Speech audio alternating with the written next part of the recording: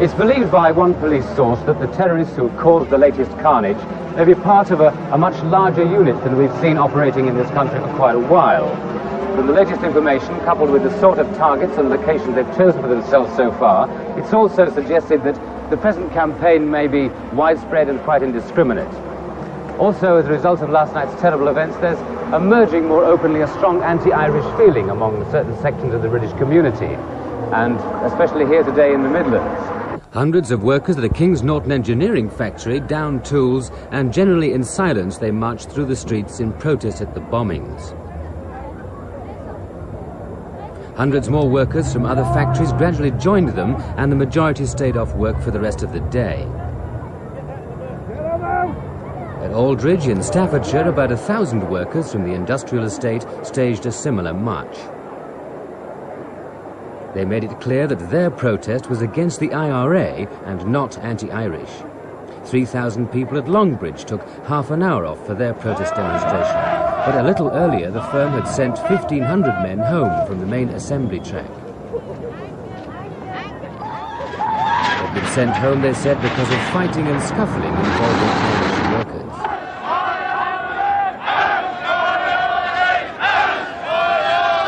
We know the Irish, and what the sad thing, the thing that saddens me most, is the fact that a handful of them that can act in this terribly criminal way is going to react, or may react, unfortunately, against all those that stand foursquare as some of the best citizens that we have here in Birmingham.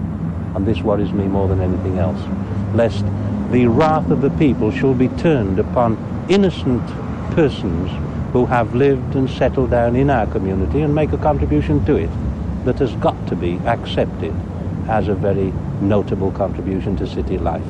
I can understand that feelings will run high when the full extent of this situation of last night hits the people of this city and elsewhere.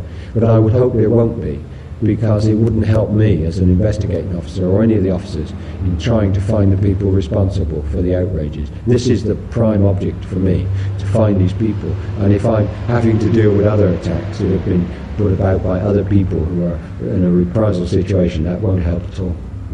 Archbishop, what's your reaction to the emerging anti-Irish feeling among certain parts of the community in this country? Well, I think, to begin with, that everybody must remember that anger is a very bad counsellor.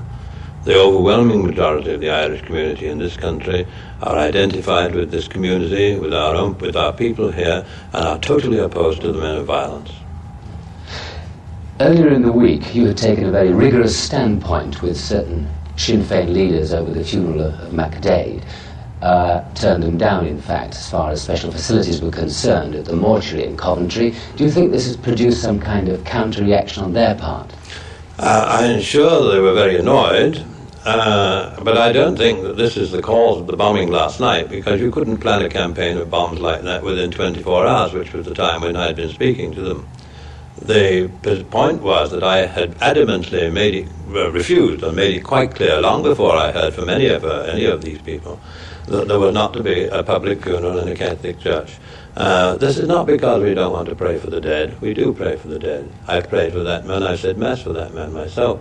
But because we knew from experience that it would very easily turn into a political demonstration and an attempt to associate the whole Irish community with the men of violence, and that it would be untrue and unjust. Now, I